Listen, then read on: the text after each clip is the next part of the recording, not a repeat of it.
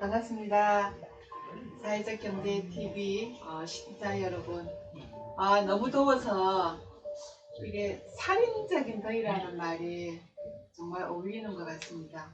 전 세계적으로 다 뜨거우니까 우리 혼자 뜨겁다고 엄살을 부릴 수도 없는 것 같고, 지금 이제 삼복더위가 한 6일 정도를 남겨두고 있습니다. 말복은. 이전에 우리가 기후 예견대로 하면 삼복더위가 지나고 나면 이렇게 좀 온도도 내려가고 식혀질 거라고 생각을 하는데, 과연 그게 오늘날에도 맞을지 올해도 맞을지 궁금합니다. 어쨌든 잘 보내고 계시죠? 지금 휴가철입니다. 반갑습니다. 오늘도 귀한 두 분을 모셨습니다. 원래 저희들이 토요일날 생방송을 나가는데 우리 하마터면 김수현 대표님께서 다른 일정으로 어떤 일정이라 하셨죠? 네, 반갑습니다. 하마터면 독립출판 협동조합 김수현입니다. 저희가 원래 8월 5일날 촬영을 하기로 되어 있었는데 8월 5일날 지역 주민들하고 같이 협치버스라고 하는 프로그램을 운영하게 되었습니다. 그래서 여의치 않게 어쩔 수 없이 하루 앞당겨서 미리 만나게 되었고, 여러분들이 방송을 보시고 계시는 지금 저는 아마 협치버스로 열심히 달리고 있을 것 같습니다. 네, 이런 사정으로 오늘 하게 되었습니다. 우리 김수현 대표님 인사하셨지만 대표님 반갑습니다. 반갑습니다. 네. 하마터면, 우리 하마터면이 한때 굉장히 유행이 되었던 적이 있었어요. 하마터면 열심히 살 뻔했다. 저는 그 하완 작가님하고 혹시 부부신가? 이런 생각 잠깐 했더랬습니다. 전혀 관계 없으시죠? 네, 전혀 없습니다. 네. 하마터면 이 자리가 아니면 우리 김수현 대표님을 만나지 못할 뻔했습니다. 네. 네. 대표님, 하마터면에 대해서, 협동조합에 대해서 소개 좀 부탁드릴까요? 네. 저희 하마터면 독립출판 협동조합은 하마터면 사라질 뻔한 기억을 기록하고 하마터면 끊어질 뻔한 관계를 회복하는 지역에서 작은 출판사를 운영하고 있는 협동조합입니다. 네. 하마터면에서 여러 가지 일을 한다고 들었습니다. 네. 언제부터 좀 생겼는지, 또 위치는 또 어디에 있는지, 또 어떤 일을 하시는지도 좀 소개 부탁드릴게요. 네. 지역에서 오랫동안 활동가로 활동을 하다가 본격적으로 하마터면 독립출판 협동조합을 만든 거는 2019년부터 코로나 이후로부터 시작이 되었고요. 지금은 부산 진구 전포동 삼복도로 꼭대기에 있습니다. 원래는 부전역 근처에 있었는데 지역 주민들하고 좀 더 가까이 소통하기 위해서 전포동 삼복도로 꼭대기로 올라왔어요. 하마터면에서는 어떤 일들을 합니까, 그러면? 저희 하마터면 독립출판 협동조합은 크게 두 가지 카테고리로 나누어서 활동을 하고 있는데, 하나는 하마터면 작은 도서관입니다. 하마터면 작은 도서관은 말 그대로 지역에 있는 작은 도서관이고요. 지역 주민들하고 다양한 활동들, 독서 모임을 한다든지 지역을 위한 활동들을 하고 있는데, 그 일환으로서 이 공간을 운영하고 지역 주민들하고 만나기 위한 기초적인 어떤 이런 어떻게 보면 운영을 하기 위한 방식을 만들기 위해서 하마터면 독립출판 협동조합이라고 하는 사회적 경제 조직을 만들어서 두 가지 카테고리가 같이 움직이고 있습니다. 좀 자세하게 활동 소개 좀 부탁드릴게요. 네. 하마터면 작은 도서관은 말 그대로 지역에 있는 작은 도서관입니다. 책방이라기보다는 이제 작은 사랑방 같은 역할을 하고 있는데, 지역 주민들하고 같이 모여서 그림을 그리기도 하고 독서 모임을 하기도 하는데, 저희 동네가 조금 차별성이 있는 게 뭐냐고 하면 전포동이라고 하는 것이 재개발이 굉장히 활발하게 진행 중인 곳이거든요. 예를 들어서 재개발이 진행된 곳, 진행 중인 곳, 진행 예정인 곳, 이렇게 세 가지로 나누어 가지고 볼 수 있는데, 저는 전포동에서 굉장히 오래 살았던 원주민이거든요. 그러면서 지역이 사라지는 것에 대해서 안타까운 마음을 느끼기 시작했는데, 그러니까 이 활동들에 대해서 이제 이런 마음들이 베이스가 돼가지고 뭔가를 주동하게 된 원인이 되었던 거죠. 근데 저뿐만이 아니고 저와 비슷하게 생각하시는 분들이 되게 많으세요. 그래서 그런 분들이 같이 모여서 사진도 찍기도 하고 지역에 있는 사진들을 찍어서 이걸로 갖고 그림을 그려서 어반 스케치로도 하기도 하고, 우리가 하는 게 조금 미약하니까 심수환 선생님이라고 되게 멋지신 화가분이 계세요. 맞아, 화가 선생님 계십니다. 가셔가지고 네. 제가 삼고초려를 해서 우리 가르쳐 달라고 때를 써서 선생님하고 같이 그림을 그려서 작년하고 재작년하고는 전시회를 같이 열기도 했었어요. 그런 활동도 하고 타일을 만들어서 지역의 벽화를 만들기도 하고, 그런 것뿐만 아니고 지역 주민들하고 같이 뭐 독서 토론 아니면 낭독 모임이라고 하든지 동아리 활동도 같이 하고 있습니다. 굉장히 궁금해집니다. 그러면 아까 심수환 선생님하고 작업하신 게 아까 어반 스케치라고 네. 하셨나요? 어반 스케치 뜻이 뭔가요? 어반 스케치는 말 그대로 도시를 기록하는, 도시를 그리는 그림이죠. 그런데 어반 스케치라고 하는 게 되게 거창하고 뭔가 좀 전문적인 영역 같고 그렇지 않습니까? 맞아요. 네. 그런데 저희 심수환 선생님하고 같이 활동을 해보니까는 그림은 그리는 게 아니고 세상을 바라보는 것이라고 하는 대단한 철학을 일깨워 주셨어요. 그러면서 우리가 사라지는 것들에 대한 시선을 어디에다 담을 것인지, 이거를 어떻게 옮길 것인지에 대한 고민을 같이 시작하고, 그런 것들을 노트에다가 옮기는 작업들을 저희는 총체적으로 어반 스케치라고 하는 이름으로 불리는데, 그냥 어떻게 보면은 낙서가 될 수도 있고요. 보는 시각에 따라 다른 건데, 어쨌든 저희가 하는 활동들은 마을을 기록하는 것, 그게 글이나 사진이 아닌 그림이라는 수단으로 기록하는 것, 그 정도로 정리하면 될 것 같습니다. 혹시 그 어반 스케치와 관련된 그 자료들이 좀 있습니까? 네, 보면서 저희가 얘기 좀 네. 해주시겠습니까? 작년에 지역문화진흥원이라고 하는 곳에서 공모사업을 통해서 저희가 했던 이 기록을 30에 30cm짜리 제법 큰 타일로 구워서 부산 진구 전포동에 있는 제2파출소 벽면에다가 되게 크게 이제 벽화를 조성했어요. 지금 보이는 저 장면이 네, 거죠? 그러면서 이제 벽화를 조성을 하고 하마터면 사라질 뻔한 관계를 기록했다라고 하는 이런 메시지도 같이 던지고, 가운데는 저희 지역 주민들하고 나의 전포동이라고 하는 동화를 만들었어요. 이 동화를 똑같이 파일에다 기록을 해서 한 줄로 쫙 만들어놨죠. 근데 여기가 되게 그 뭐라죠? 그 길 건너는 곳, 신호등? 네. 건널목이 있는 공간인데, 그래서 사람들이 이제 한 30초 정도 건널기도 하지만은 이 신호를 건너기 위해서 사람들이 그 앞에 머무르는 기간이 있잖아요. 그러니까 항상 저기를 저렇게 보고 다니세요. 그래서 볼 때마다 저거를 통해서 여기 도대체 뭐 하는 데냐. 저희 하마터면 도서관이나 출판이라고 하는 그 이름은 전혀 없거든요. 근데 어떻게 알고 전화번호를 알아서 전화도 오시고 수고했다고 일부러 전화도 주시고 그러십니다. 아니 생각만 해도 굉장히 가슴 찡하기도 하고 옛날의 기억들이기도 하고 이 따뜻한 그 장소인 것 같습니다. 네. 어떤 사람들은 왜 우리 동네가 재개발이 되고 아파트가 들어서고 이러면 막 좋아라 하잖아요. 우리 동네가 발전하는 것 같다 이러는데, 또 우리 대표님은 정반대의 생각. 그러니까 잃어버린 거, 어떤 원주민으로서 그 사람들은 다 어디 갔을까, 이런 것들을 좀 추적을 통해서 끊어진 관계, 이런 것들을 기록을 하신다 그죠? 우리 어반 스케치 말고 그러면 좀 더 다른 활동들을 들어볼 수가 있을까요?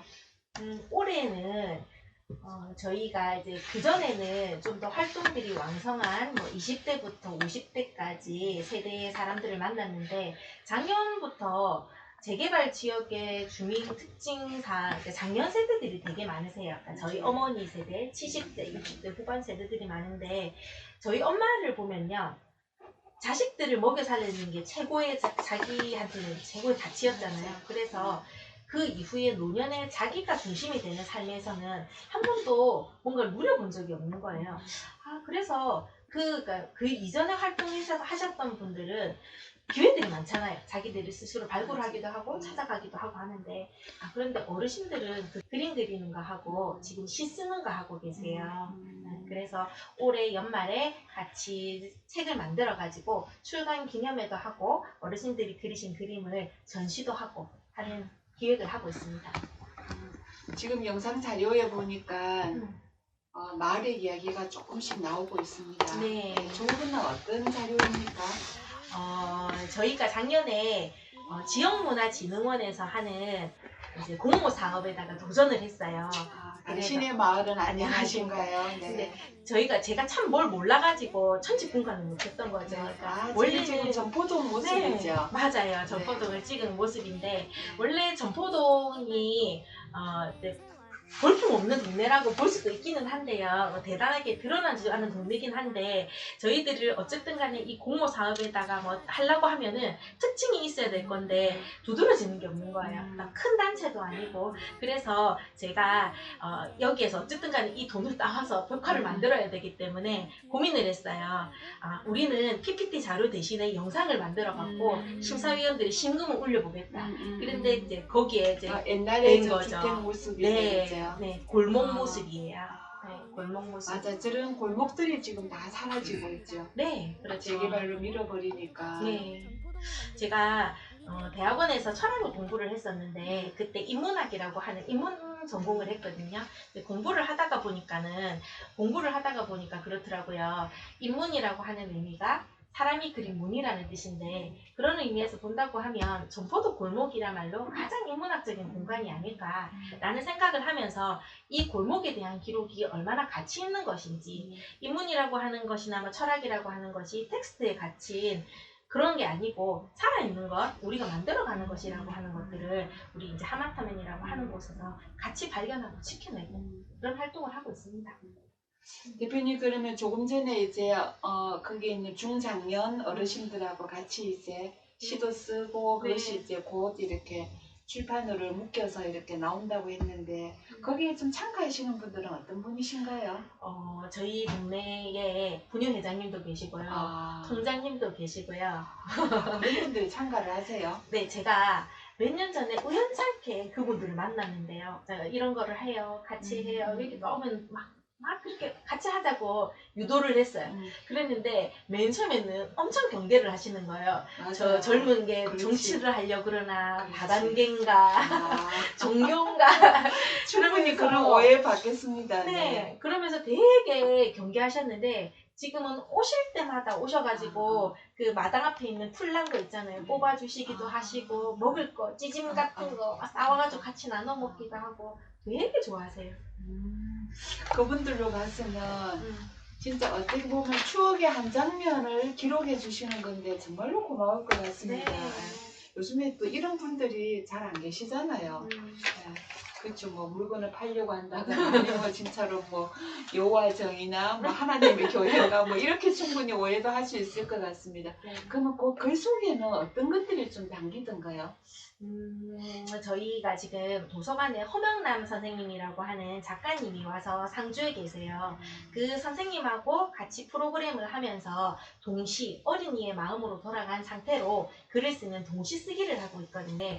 그거를 보면 이제 저는 참여는 하지 않고 이제 뒤에서 지켜만 보고 있는데 글을 보면요. 지금 보면 전부 다 어르신이잖아요. 70대 어르신, 우리 엄마 세대, 머리가 희끗끗한 어르신들인데 이분들한테도 소녀 시절, 아주 애기였었던 그런 시절이 있었구나. 그리고 이분들의 표정을 보면요. 너무 해맑고 너무 예뻐요. 진짜. 아이들만 예쁜 게 아니라 네. 그 어른의 활짝 핀 모습도 너무 네, 예쁘네요. 네. 그죠? 네. 그러면은 좀 구체적으로 혹시 뭐 기억나는 거는 있으세요? 어떤 것들이 실렸는지?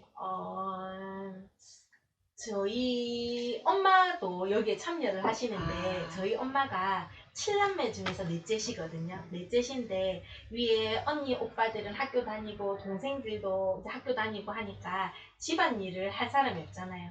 그리고 우리 엄마의 글을 보면은 참 순수하고 참 착한 사람이었다라는 생각이 드는데 그러면서 자기가 이제 학교를 다니지 못하면서 나중에 야학에서 외삼촌이 야학을 운영하셨는데 거기에서 글자를 떼고 하셨거든요. 그러다 보니까 글자가 세련되거나 막 예쁘게 쓰거나 하지 못하세요. 필체가 조금 삐뚤삐뚤 하시기도 하고 한데 맨 처음에는 되게 부끄러워 하셨거든요. 난 글도 잘 모르고 사람들이 보면은 난 너무 부끄러워서 못한다 했는데 지금 보면은 어떤 그런 정규적인 교육과정에서 굉장히 풀이하신 분이잖아요. 그러니까 글이 너무 진짜 때묻지 않은 글 있죠. 그런 글들이 나와가지고 제가 그거 편집하고 하면서 맨날 울어요. 너무 내가 몰랐던 우리 엄마의 어떤 부분을 보는 것 같아서. 근데 저희 엄마뿐만이 아니고 다른 분들도 마찬가지고 제가 한 번도 보지 못했던 시절에 그 분의 모습이잖아요. 그리고 또 한 분이 그런 말씀을 하셨어요. 자기가 도서관에 오기 전에는 괄호 밖에 있었던 삶이었는데 도서관에 와서 친구들도 만나고 글도 쓰고 그림도 그리고 하다 보니까 나도 모르게 어느새 괄호 안에 들어져 와 있더라. 그 말씀을 하시는데 되게 감동적인 거예요. 근데 괄호라고 하는 게 어떤 기득권이나 뭐 그런 거를 뜻하는 게 아니고 사람하고의 어떤 공동체적인 정서를 공유한다는 뜻이잖아요. 그 공동체적인 정서를 인위적으로 만드는 게 아니고 그분 스스로 깨우치고 느끼고 한다는 그 자체가 되게 감동적인 것 같아서 그런 활동, 그런 부분들 때문에 제가 이거를 계속 할 수 있는 것 같아요. 원동력이기도 하겠습니다. 어머니는 사실은 그냥 우리한테는 나를 낳아주고 또 나를 키워주고 뭐 밥 해주고 뭐 이런 엄마, 나이 들어서는 뭐 그냥 약간 또 이제 푸근한 엄마 이렇게 기억하고 사실은 그 내면은 잘 모르죠, 그죠? 네. 엄마가 그 순간순간에 어떤 기억들과 어떤 생각들을 가지고 사셨는지 아마 우리 대표님뿐만 아니라 그 어머님이나 아버님의 그 작품을 보는 순간 모든 자식들이 대표님처럼 그렇게 느끼실 것 같습니다. 듣기만 들어도 굉장히 따뜻해지고 좀 눈시울도 이렇게 찡해 오네요. 네. 지금 그러면 이제 도서관이 있고 또 다른 한 축이 협동조합이신가요? 네, 하마터면 독립출판협동조합이라고 하는 이제 출판사죠. 저희 출판사는 지역에서 사라지는 것들, 저희가 사회적으로 소셜 미션이 아까 사라지는 것들을 기록하는 아카이빙이라고 말씀드리지 않습니까? 그러니까 어떻게 보면은 돈이 되지 않는다는 이유로 외면받는 기록들, 그런 가치가 있는 것들을 발굴하고 사람들한테 다시 꺼내 보이면서 왜 이런 활동들을 해야 되는지, 왜 이런 것들이 가치가 있는 것인지에 대한 그런 것들을 공유하는 활동들을 주로 하고 있는데 뭐 한 3년, 4년 이 활동들을 하다가 보니까 지금은 우리도 이런 거 만들어주세요 라고 하면서 찾아주시기도 하고 지금 무럭무럭 자라고 있는 단계입니다. 많이 도와주십시오. 대표님 하마터면을 듣고 있으니까 대표님도 이렇게 음성도 굉장히 에너지틱하게 느껴지시기도 실제로 또 에너지가 많으시기도 하고 근데 최초의 어떤 에너지의 단서라든지 이런 것들은 어디에서 좀 얻으셨습니까? 저는 이런 말 해도 되는지 모르겠는데 제가 하고 싶은 대로 살아요. 하고 싶은 대로 산다는 게 뭐 무책임하거나 그런 거는 아니고 내가 할 수 있는 선에서 최대한 하기 싫은 거는 하지 않고 최대한 하고 싶은 것만 하고 살고 이 일을 했을 때 재미가 없고 즐겁지 않으면은 금방 포기해버립니다. 그러니까 이 활동들 내가 어렸을 때 느꼈던 이런 정서들이라든지 이런 것들을 다시 옆에 있는 사람들하고 공유하고 니 그때 그랬지 나도 그랬는데 라고 이런 활동들을 하는 게 너무너무 재밌고 즐거워요. 그래서 저희가 작년에 아주 우연찮게 그 관광두레라고 들어보셨는지 모르겠는데 지역 주민들 활동가 몇 명이 모여가지고 우연찮게 거기에다 응모를 해가지고 된 거예요. 한국관광공사에서 하는 그런 고로라고 하는 회사를 만들었어요. 그런 고로. 분명 그런 거로 뭐 좀 재밌습니다. 네, 그래서 이제 그분들하고 같이 뭐 지역에 대한 정서를 공유할 수 있는 것들을 만들어 보자 해서 하는 것 중에 하나가 저희가 지금 지역 향수를 만들고 있어요. 조향 제품이라고 하는데 이 취향이라고 하는 향수 세트를 만들고 있는데 그 향수 중에 하나가 뭐 향수 이름이에요. 소독차 쫓던 한여름밤. 그리고 뭐 잠옷 입고 다망구. 그리고 또 하나가 길보드 차트. 리어카위 길보드 차트. 네, 그 다음에 고무다라이 수영장. 전봇대 아래 첫 키스. 이렇게 5개의 상품을 준비하고 있는데. 전봇대 아래 첫 키스 했습니다. 그래서 그 향수를 통해 가지고 너도 그랬지 나도 그랬는데 그러면서 우리도 커다란 괄호를 하나 만들어가는 그런 활동들을 준비하고 있습니다. 네, 기대가 계속됩니다. 네, 다음에 하마터면은 또 어떤 주제를 가지고 우리가 얘기할지 너무 궁금해지기도 합니다.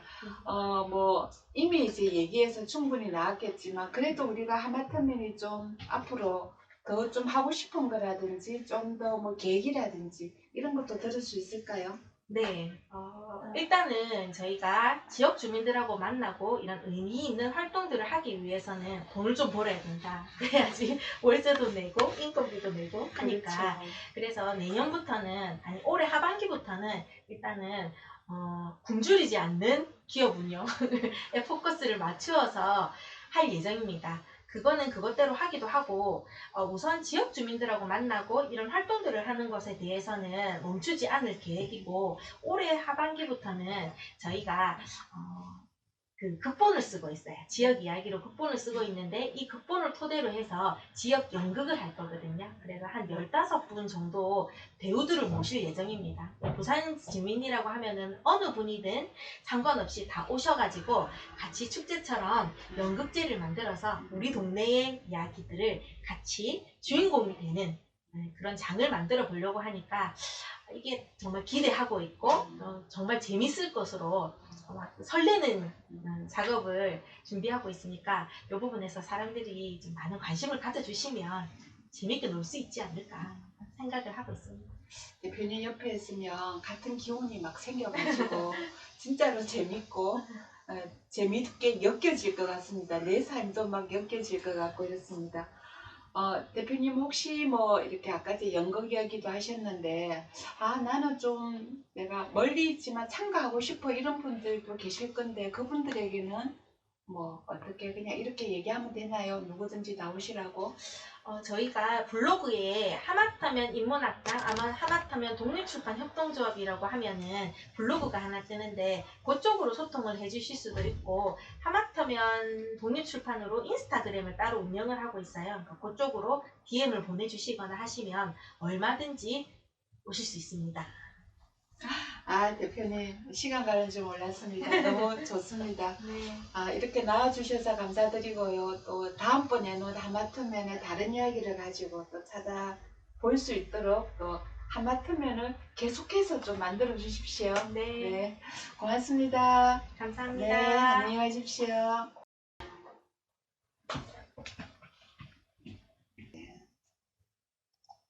너무 많이 길어가지고 이쪽 보고 하셔야 됩니다. 네, 제가 이쪽 보고 갈게요. 네, 반갑습니다. 우리 두 번째 이야기 손님으로 이동노동자 지원센터 정책팀장님으로 계시는 이창호 선생님 모셨습니다. 네, 반갑습니다. 네, 반갑습니다. 좀 오랜만입니다. 그죠? 예, 잘 지내셨습니까? 네. 오늘 훨씬 좋아 보이네요. 티셔츠도 굉장히 멋있어요. 연대는 산길과 같아서 자주 오고 가지 않으면 큰 길은 없어지나니. 예. 무슨 팀일까요? 이게 이제 서면 시장에서 해고된 그 노동자 뭐 연대 기금 마련한다고 한다 같습니다. 티가 또 우리 팀장님하고 잘 어울리시기도 하고 굉장히 글귀들이 좀 의미가 있어서 예. 한 번 더 이렇게 보게 네. 되는 것 같습니다. 디자인이 좋더라고요. 네. 지금 이 시간도 굉장히 무더운데 예. 정말로 무더위와 싸우고 계시는 그 제일 취약층에 있는 분들과 지금 같이 하는 걸로 알고 있습니다. 예. 우리 이동노동자 지원센터에 대해서 소개 좀 부탁드릴까요? 예.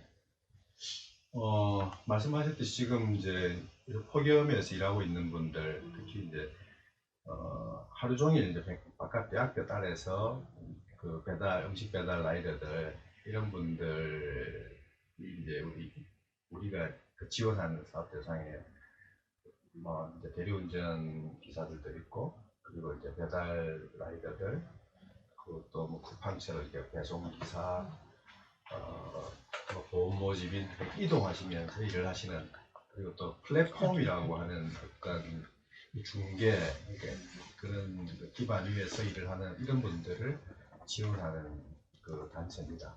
이게 지난 2019년 부산시가 서면에 하나의 쉼터를 만들었고요. 그 이듬해 이제 민간 위탁을 했어요. 이제 노동인권연대라고 하는 데서 이걸 받아가지고 지금 민간 위탁을 이제 올해까지 2020년, 21년, 22년, 23년 뭐 이쯤 돼요. 그 부산에 한 군데 바뀝니까? 그 이제 쉼터가 서면 쉼터, 그리고 사상 쉼터, 해운대 쉼터 3군데입니다. 지난해 이렇게 사상 해운대 2군데가 더 늘어가지고 어쨌든 좀 그 대리운전 기사들 중심으로 운영되고 있긴 한데 그 이용객들이 대리운전 기사가 90% 이상이긴 한데 이제 사상이나 해운대, 동부산, 서부산 그리고 이제 서면까지 해서 어느 정도는 좀 이렇게 수요를 커버할 수 있는 이런 게 됐습니다. 이동 노동자 지원 센터 이렇게 하면 우리가 이제 아까 얘기하신 것처럼 쉼터 공간 이렇게 얘기할 수 있는데 구체적으로 거기에서는 어떤 걸 좀 지원하고 어떤 분들이 주로 아까 대리기사님들이 한 90%라고 하셨는데 어떤 분들이 좀 이용을 하는지 궁금합니다. 예. 이 쉼터다 보니까 저희 서면 쉼터는 오전 10시에 문을 열어가지고 다음날 새벽 6시까지 이렇게 운영합니다. 그 대리운전 기사님들 주로 이제 밤에 일을 하시잖아요. 20시간 운영을 하는 거죠. 예. 낮에는 이제 배달 라이더들이 작게 일을 하다가 그리고 이제 역시 그 쉼터 오시면 이제 시원하게 잠시 그늘 짚을 수 있는 좀 몸을 식히기도 하고 이런 이제 이런 공간으로 그 운영이 되는데 일단 저희들은 뭐 이분들의 쉼터 쉼터뿐만 아니라 어떤 이분들이 요구 그러니까 예를 들어 뭐 소득의 문제거나 혹은 건강의 문제거나 노동과 관련된 여러 가지 이슈들 이런 것을 사회적 의제로 만들기 위해서 정책 포럼도 하고 토론도 하고 그리고 무슨 플랫폼 노동 뉴스라고 본격 주간으로 이슈들을 뽑아가지고 또 이제 공론화시키는 이런 어떤 다양한 일들을 하고 있습니다. 이제 플랫폼 노동 이렇게 하니까 살짝 이제 조금 어려워요. 잘 모르기도 하고 이랬는데 근데 또 우리 주변에 보면은 한 집 건너 한 다리만 건너면 뭐 배달과 관련된 내지는 뭐 이동과 관련된 또 대리운전을 하신다거나 이런 분들이 많이 계십니다. 이분들의 상황이 저는 뭐 열악한지 아닌지 아니면 또 이 건수별로 이렇게 되니까 잘 모르겠더라고요. 어떤 실정입니까? 최근에 이제 4월부터 최저임금 심의위원회가 운영됐고 얼마 전에 이제 그 최저임금이 내년도 최저임금이 2.5% 인상 그러니까 9,860원인가 이렇게 이제 됐잖아요. 근데 이제 그 바로 직전에 저희 이제 플랫폼 노동자들이 스스로 만든 연대 조직인 플랫폼 노동 희망 찾기에서 3월, 4월 이분들이 소득을 조사를 했어요. 근데 대략 한 6,500원 정도인가 최저임금이 안 되는 거죠. 그러니까 어떤 사람들은 좀 열심히 일해서 많이 벌어가는 사람도 있긴 있죠. 근데 그런 분들이 이제 마치 유튜브라든가 이런 데서 뭐 고수익 이런 식으로 과잉 대표되고 있는데 현실은 그렇지 않다는 거죠. 그래서 이제 최저임금위원회에다가 플랫폼 노동에도 최저임금을 적용해 달라라고 하는 걸 올해 최초로 한번 제기를 해봤었습니다. 그 정도로 사실은 평균적으로는 굉장히 열악한 겁니다.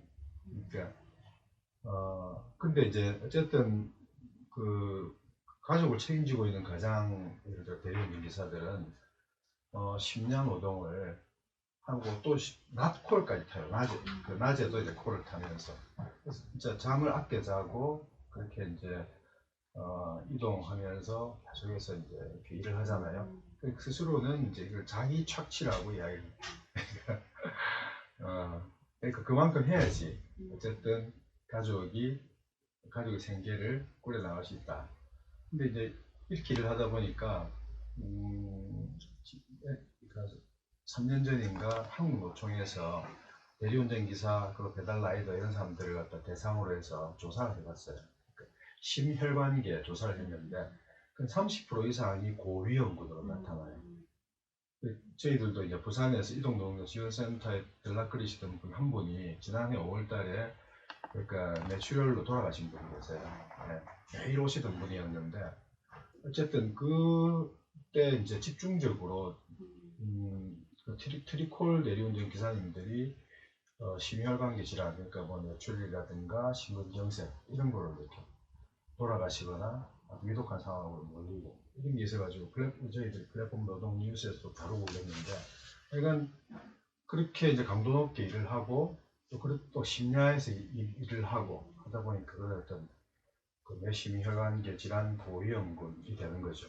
그래서 저희들은 이제 어쨌든 소득의 문제라든가 노동 강도, 노동 건강 이런 문제에 대해서 좀 조사도 하고 또 토론도 걸리고 그래서 공론화시키고 그렇게 하면서 어쨌든 지원을 하고 있는 이런 상황입니다. 팀장님, 그런데 그분들은 실제로 이제 아까 전에 노동권 이렇게 얘기하셨지만 네. 실제 지위는 그냥 자영업자로 되어 있죠, 사업자로. 네, 독립대학자, 네. 독립사업자처럼 네. 되어 있습니다. 근데 그게 이제 문제죠. 그러니까 대리운전 기사들도 실제로 업체의 지휘 혹은 플랫폼 앱 이제 플랫폼이라고 하는 게 그냥 우리 그 정거장 플랫폼이라는 게 저 평평한 이제 뭐랄까 사람들이 왔다 갔다 하고 내가 어디로 갈 건지 잠시 머물렀다가 내가 가야 될 차를 타고 이제 떠나는, 그러니까 그 중개소잖아, 중개직. 그래서 그 플랫폼이라는 게 그 어떤 중개하는 어떤 곳처럼, 그러니까 그 플랫폼을 만들어 놓고 소비자든 혹은 그러니까 생산 내지 공급자든 이 들어와 가지고 자유롭게 거래하고 하라고 하는 이렇게 만들어진 것처럼 되어 있고, 그래서 이제 대리운전 기사 혹은 배달 라이더 이런 사람들이 다 그냥 자기가 독립 사업자처럼 해가지고 그 소비자들을 만나서 여기서 이제 거래가 이루어지는 곳. 플랫폼 업체는 플랫폼이라고 하는 어떤 중개 플랫폼만 만들어 놓고 자기들은 그냥 어떤 사업체, 그러니까 이 대리운전 기사를 고용한 것도 아니고 배달 라이더들을 고용한 것도 아니기 때문에 자기들은 그냥 그런 책임을 그런데 이제 여기서 실제로는 어떤 지휘 감독을 받으면서 일을 하거든요. 배달 라이더들도 그렇고.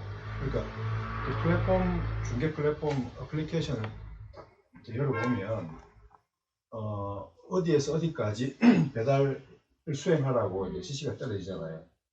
그러면 그 콜을 갖다가 이제 해야 되겠다라고 판단하고 하거나 혹은 하지 않겠다거나 자율적으로 선택할 수 있는 그로 돼 있는데 말은 그렇게 하는 거예요. 자유롭게 노동하라고. 근데 실제로는 이거는 역전콜 돈이 얼마 안 된다, 똥콜 가기 싫다 이런 데가 막 나오는 거잖아요. 그러면 그걸 이제 제끼고 하다 보면 거부를 하다가 일정 시점이 되면 그걸 이제 뭡니까? 페널티를 아예 이제 앱을 못 열어요. 갑자기 일을 하고 싶어도 일을 못하는 이런 상황이 이제 되는 거죠. 그래서 실제로는 사용자처럼 굴고 있고 지휘한다는 거예요. 노동을 통제하고. 그럼에도 불구하고 자기들은 사용자가 아니다라고 이야기하고 있고, 그리고 배달 플랫폼에서 이제 그 매여가지고 일하는 사람들은 독립사업자이지 노동자가 아니다라고 해서 아무런 어떤 그러니까 노동 보호를 제공할 자기들의 이유도 없고 자기 책임지지 않는다. 이렇게 이제 문제가 되고 있죠. 그래서 저희들 이제 그 문제가 사실은 굉장히 중요한 핵심 쟁점이거든요. 다른 여러 나라에서는 어쨌든 그 플랫폼 노동에 대해서는 그 노동자성을 인정하라라고 하는 법원의 판결 혹은 법적, 제도적 조치가 이제 이렇게 만들어지고 있는 이런 상황인데, 우리도 이제 그렇게 요구는 하지만 아직까지 끝까지 가지 못하고 있는 이런 어떤 상황입니다. 그 이제 대표적으로 플랫폼 노동 이렇게 했을 때 어떤 사업자들이 있습니까? 뭐 카카오라든지. 네, 맞습니다. 예. 그러니까 카카오, 그러니까 뭐 또 티맵 대리운전 같은 경우에 티맵 대리, 쿠팡, 네쿠카라베라고 하잖아요. 플랫폼이라는 게. 그러니까 네이버, 뭐 쿠팡, 카카오, 그걸 라온인가 또 뭐 배달의 민족, 이런 어떤 소위 새로운 뭐랄까 IT 업계의 그 유니콘 기업 강자 이렇게 이제 떠오르고 있는, 이게 다 이제 플랫폼 업체들이죠.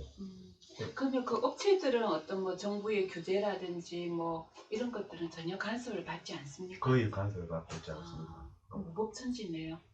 무법천지라고 할 수 있죠. 예를 들어 지금 이제 대리운전이 시장 규모가 한 3조 5천억 정도 된다고 대리운전 노조에서 추산을 하고 있는데, 그러니까 대리운전이라고 하는 게 하나의 서비스 산업으로 지금 뭐 그걸 누구나 다 인정하고 있는 거잖아요. 근데 그 여객운송사업법이라고 하는 건 있긴 한데 대리운전을 규율하는 건 하나도 없단 말이에요. 그러니까 그러니까 여객운송사업법에서는 버스라든가 뭐 열차라든가 또 그 택시라든가 그렇죠. 이런 것에 대해서 이제 다 규율을 하고 있는데, 엄연히 3조 5천억짜리 엄청난 시장이 있고 서비스 산업으로 누구나 다 인정하고 있는 게 법이 없어요. 그리고 배달 라이더들도 그러니까 뭐 운송업체, 그러니까 운송과 관련돼서는 다 법이 있단 말이에요. 근데 여기도 이제 음식을 배달하는 거잖아요. 근데 여기에 대해서는 아무런 이제 법이 적용이 안 되는 거죠. 그러다 보니까 그러니까 그 청소년들도 고등학생들도 오토바이를 몰고 나와요. 그냥 무슨 운전 면허증 없어도 되잖아요. 그러니까 원동기 면허증이 없어도, 그러니까 250cc인가 그 이하로는 50cc인가 하여튼 그런 거 없이도 나와 이래. 그러다 보니까 사고가 나면 아무도 책임을 못 지는 거예요. 그러니까 보험도 못 들지. 이런 식의 어떤, 그러니까 무법천지에서 일을 하는 게 이제 배달 라이더 현실이고, 또 그 대리운전 기사들도 대리운전법 만들어야 된다라고 오랫동안 요구해 왔는데 아직까지 법을 만들지 않은 상태에서 일을 하고 있는 거예요. 이게 진짜 문제인 거죠. 정부가 그러니까 뭐 책임을 지지 않고 있다, 혹은 그 국회나 이런 데서 그런 요구를 받고도 책임을 안 지고 있는 거죠. 라이더들도 이제 소위 그 배달과 관련된 그 기본법을 갖다 제정하라고 요구를, 라이더 보호법이라고 하는 걸 갖다 제정 요구를 하고 있는데 아직까지 그러니까 법제화될 어떤 기미가 안 보이고 있는 거예요. 그게 이제 이게 어찌 보면은 그 수수료는 어쨌든 앱을 켜는 순간 수수료는 또 빠져나갈 거 아닙니까? 수수료는 이제 끈다. 예를 들어 내가 그 여기서 저희 경주까지 택시 그 이제 대리운전 했다라고 하면 뭐 예를 들어 2만 원이다라고 하면 2만 원 중에서 그 기사한테 고소해 그러니까 들어가는 게 아니라 이제 중개하는 중개업체가 20%의 수수료를 갖다가 챙겨가거든요. 20%는 굉장히 과한 거예요. 근데 이런 식의 수수료 챙겨가고 뿐만 아니라 이제 플랫폼 앱을 사용하는 이 사용료, 프로그램 사용료라고 해가지고 이것도 또 따로 돈을 받습니다. 그러니까 우리 흔히 공장에서 일을 하면 무슨 도구를 쓰는 거죠. 근데 기계를 썼다 기계 사용료를 내고 일을 하라, 이런 거하고 똑같은 거예요. 자기들이 플랫폼 업체에서는 그러니까 중개 플랫폼을 설치해 놓고는 거기서 수수료 받아가는 거는 그러니까 그 과도해서 문제가 되긴 하지만 그거는 뭐 그렇게 할 수 있다. 근데 왜 그 플랫폼 앱을 이용하는 데까지 돈을 갖다가 계속 이런 식으로 좀 뭐랄까요, 자기들 마음대로 그러니까 어떤 요금을 부과하고 이렇게 하고 있습니다. 그것도 문제라고 봅니다. 혹시 자료 화면이 좀 있을까요? 저희들이 플랫폼 노동 뉴스 그걸 지금 이게 녹화가 되는 거니까 플랫폼 노동 뉴스를 한번 보시면 최근 게 대리운전 업계의 저가콜 반영에 대해서 지적하는 게 있거든요. 그러니까 그건 아까 제가 이제 저가콜 이야기 잠시 필요한지 모르겠는데 그 자료 화면을 좀 이용하시면 될 것 같습니다. 그 신문에서 잠깐 보니까 공제회를 만들었다 이런 뉴스도 나오더라고요. 그거는 좀 구체적으로 어떤 것들입니까? 예, 대리운전 기사들이 이제 뭐 노조나 이런 것들 그래서 자기 권익을 갖다 찾으려고 했는데 워낙 잘 모이지가 않아요. 한때 잘 나갈 때 한 300명 이렇게 조합원이 부산 지역만 이야기하는데 300명까지 됐다가 실제 이제 대리운전 대리운전 기사들은 기사들이 어느 정도 됩니까, 규모가? 부산 지역에서 한 2만 가까이 된다라고 하는데 그것도 워낙 들쭉날쭉 해가지고 알바 대리들이 또 뭐 주말 알바 대리 왕창 나오고 하니까 실제로 대리운전 기사들이 그러니까 전체 규모를 추산하기가 굉장히 어려워요. 어쨌든 이제 그 자료 화면은 어떤 것들입니까? 저게 봅시다. 노동공제 날인가요? 아, 예. 방금 이제 공제 얘기하신 거 그겁니까? 예. 네. 지금 이제 대리운전 기사들이 이제 노조가 좀 다시 힘을 발휘하지 못하고 30명 정도가 줄어들고 이러면서 이제 거의 그 부산 지역에서는 노조로서 역할을 제대로 하지 못하는 상황에서 그 카부기 공제회 이름이 이제 카 드라이버 부산, 울산, 경남 기사 카부기 공제회라고 하는 걸 작년에 초에 만들었어요. 그래서 지금 한 350, 400 가까이 되는 어떤 공제 회원들을 빠르게 늘어나고 있죠. 이렇게 이제 조직을 해서 공제 어떤 회를 운영하고 있는데 공제에 들면은 뭐가 다 좀 달라집니까? 공제라는 건 쉽게 이야기하면 보험사처럼 생각할 수는 있는데 보험사는 그러니까 보험사의 자기 이윤이 목표고 그 중에 뭐 자기가 예를 들어 10,000원을 냈다라고 한다면 실제로 자기한테 그러니까 소비자에 떨어지는 게 60%밖에 안 되잖아요. 근데 공제회는 이윤이 목표가 아니라 그 공동체 전체에 어떤 상호 부족 혜택을 주는 게 목표인데 그 카부기 공제회에서는 이제 그 대리운전 노동자들이 그 치료를 받거나 입원하거나 이럴 때 이제 입원 치료비를 바로 150만 원을 갖다 지원해 주고요. 그리고 이제 월회비가 이제 10,000원을 내면 3,000원 더 이제 추가하면 사고 면책금이라고 하는 거 20만 원까지 이제 보상을 받을 수 있는데 대리운전 기사들 같은 경우에는 이 워낙 뭐 어쨌든 사고 위험이 있잖아요. 특히 그 주차 중의 어떤 사고나 접촉 이런 게 이제 문제가 돼요. 근데 그거를 보험 처리를 해버리게 되면 예를 들어 뭐 동부화재라든가 이런 데 자기가 보험 다 가입돼 있잖아요. 근데 연 2회 이상의 사고 보험 사고 처리 경력이 있으면 보험 가입에서 이제 제일 탈락이 돼버려요. 그러니까 그래 되면 이제 아예 그 대리운전 할 수가 없으니까 자기 돈으로 이제 처리를 한다는 거죠. 그래서 이제 사고 면책금이라고 하는 걸 20만 원 지원하는 거는 사실 굉장히 큰 거죠. 이런 식으로 구체적인 혜택을 주고 있고 카부이 공제회가 또 카부이 공제회는 공제연합이라고 상급단체 비슷한 건데 그 전태일 재단 이런 등등이 이제 운영하는 풀빵 노동공제연합이라는 게 있습니다. 거기에 이제 가입을 해가지고 거기에도 어떤 입원 시에 뭐 어떤 지원을 한다거나 상조 관련된 지원 그리고 이제 목돈 마련 그러니까 예를 들어 매달 10만 원씩 해가 9달 부으면 10달째 100만 원 만들어주는 어떤 그런 것들 등등 그러니까 또 자기 이제 급전이 필요할 때 소액 대출 같은 거 이런 것들 이제 지원받을 수 있는 그 이제 풀빵 공제 가입되어 있기 때문에 자동으로 이제 거기는 6,000원을 더 내면 일단 10,000원을 내면 카부이 공제회원 6,000원 더 내면 풀빵 공제 기본 그 혜택을 받을 수 있고 3,000원이 더 들어가면 이제 아까 이 사고 면책금 이런 걸 받을 수 어쨌든 한 있는데 2만 원 정도를 더 드리면 되죠. 어쨌든 그 굉장히 이제 든든한 게 되는 겁니다. 근데 아까 이야기했듯이 보험사는 이윤이 목표 운영비라든가 이런 걸 자기 별도 떼가잖아요. 여기는 그게 거의 없다 보니까 오로지 이제 공제 회원들의 어떤 상호부조 혜택으로 주어지는 거죠. 어쨌든 플랫폼 노동이 산적해 있는 문제들이 굉장히 많은데 네. 뭐 정치권에서 협력을 해야 되는 부분들도 있고 또 요구를 해야 되는 부분들도 있고 그랬는데 그나마 이렇게 좀 자체 조직인 공제회 여기도 사실은 모르시는 분들이 더 많죠. 맞습니다. 네, 이제 네. 노동공제라고 하는 거는 사실은 노동운동 이 노동조합에서부터 출발한 게 아니라 공제회에서부터 출발했거든요. 그러니까 공제라는 건 어쨌든 그 가난한 노동자들이 제일 서로 좀 상호 부조하자, 어려워서 한번 도와주자 이런 식으로 해가지고 만들어진 거잖아요.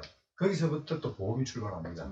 그러니까 그게 이제 뿌리고 한국에서도 조선노동공제회라고 하는 그러니까 노동공제회가 그 노동운동에 앞서서 이제 만들어졌습니다. 그리고 이제 그 지금 카부이 공제회가 이제 우리가 있는 풀빵 공제 같은 경우 풀빵이라는 게 전태일 열사가 과거에 이제 청계천에서 평화시장에서 그 시다들이 밤늦게 이제 일을 하는 배 줄임배를 움켜쥐고 이렇게 하는 걸 보고 자기 차비를 틀어가지고 이제 그 풀빵을 사주었잖아요. 그러니까 그런 식으로 어떤 공동체에 자기가 뭔가를 내놓는 거죠. 우리 기독교에서 이야기하는 오병이어 이런 게 있잖아요. 그러니까 5마리의 물고기와 5개의 빵과 뭐 2개의 그 물고기를 어떤 애가 먼저 내놨더니 꼬불치고 있는 걸 같이 다 내놔가지고 뭐 5,000명이 먹고도 남았더라 이런 식의 어떤 그 기적 있잖아요. 그런 것처럼 공제라고 하는 거는 자기가 먼저 기여하고 그것이 점점 커지면, 그러니까 어떤 공제의 그 부금이 점점 늘어나면 그 자금 운용을 통해서 훨씬 더 많은 일들을 할 수가 있게 되는 거예요. 오병이의 기적처럼 되는 거죠. 혹시 이 영상을 보시면서 나도 저기에 좀 공제에 가입하고 싶다 이런 분들도 계실 것 같습니다. 혹시 뭐 자격 요건이라든지 뭐 이런 것 좀 간단하게 알려주시면 좋겠습니다. 예, 대리운전 기사들은 카부기 공제회 누구라도 이제 각각 10,000원을 내게 회비로 그러면 가입할 수 있고요. 지금 이제 카부기 일반 공제가 해가지고 그 대리운전 기사뿐만 아니라 그 취약 노동자들, 또 특히 그 우리 이런 시민사회단체 활동가들 이런 분들도 카부기 공제가 만들어 놓은 그러니까 인큐베이팅 해놨잖아요.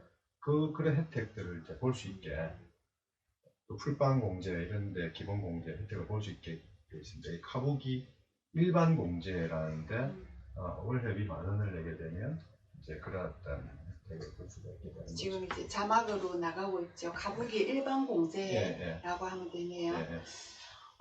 그 이동 노동자와 관련되어서 너무나도 산적한 일들이 많아서 우리가 20분 가지고 너무 좀 턱없는 시간이라는 생각이 사실은 듭니다. 네. 이제 하고 계시는 일도 엄청난 일들을 하고 계시는데 조금 더 이렇게 어쨌든 이 이용 기간이나 서비스 기간을 좀 놀라서 억울한 일을 당하거나 내지는 좀 힘을 좀 모아야 되는 이런 우리 그 플랫폼 노동자들을 위해서 소개 한 번 더 부탁드리겠습니다. 예.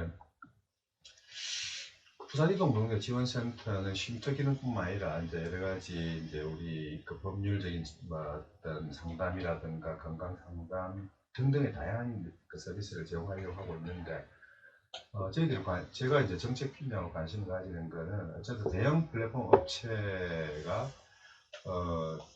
그 플랫폼 종사자들, 노동자들 이런 분들이 이제 어떤 그 플랫폼에서 일을 하면서도 어떤 자기의 권리가 무엇인지를 권리를 주장하지 못하고 있는, 그러니까 노동자로서 그러니까 그 불임을 하고 있는데 이제 거기에 대한 자기 권리를 갖다가 잘 모르고 있는 것, 여기에 대해서 저희들이 계속해서 좀 문제를 제기하고 있거든요. 그러니까 지금 플랫폼 알고리즘, 플랫폼이 자기들이 룰을 만들어놨는데 자기들 마음대로 하는 거예요. 아까처럼 그 몇 번 그 콜 수행을 거부하면 니는 탈락 이런 식으로 하는 것, 이런 것들을 공개해서 노동자들이 자기의 어떤 권리를 찾아야 된다라고 하는 것이 지금은 저희들한테 굉장히 핵심 과제고, 이런 문제에 대해서 우리 많은 사람들이 같이 관심을 가졌으면 좋겠다고 생각하고 있습니다. 네. 팀장님 고맙습니다. 어제 또 야간하시고 잠도 좀 못 주무시고 지금 나오신 걸로 알고 있는데, 어쨌든 우리 사회가 좀 이 문제들을 함께 좀 협력하고 해결하는 방향으로 이렇게 이동지원센터가 있으니까 이용을 좀 많이 해주시면 좋겠다. 그리고 우리 일반 시민들도 좀 관심을 가져주시면 좋겠다라는 생각이 듭니다. 더운데 고맙습니다. 예. 네, 살펴가십시오. 예. 초청해 건강하시고요. 주셔서 고맙습니다. 예, 네. 고맙습니다. 행복하려면 살아남아라 이야기밖에 할 게 없는 것 같습니다. 너무나도 무덥고 너무나도 살인적입니다. 그래서 여러분도 건강 좀 잘 챙기시고, 특히나 방금 이동지원센터의 우리 팀장님 얘기처럼 실제로 살인적인 노동을 하는 일들이 참 많습니다. 배달 라이더뿐만 아니라 지금 공사 현장이나 또 우리 산업 일터 곳곳에서 일을 하시는 분들이 많으실 줄 아는데, 더위를 좀 잘 나셔서 약간 시원해진 9월에 또 저는 또 다시 찾아뵙도록 하겠습니다. 고맙습니다. 안녕히 계십시오.